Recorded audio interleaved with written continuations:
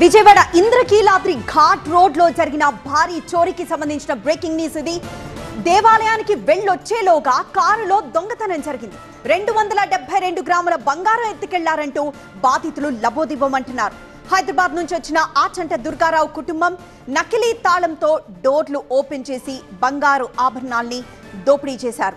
Indrakeeladri ghat road లోని ఓంకారం మలుపు దగ్గర కారును పార్క్ చేసి దర్శనానికి వెళ్లామంటున్నారు బాధితులు.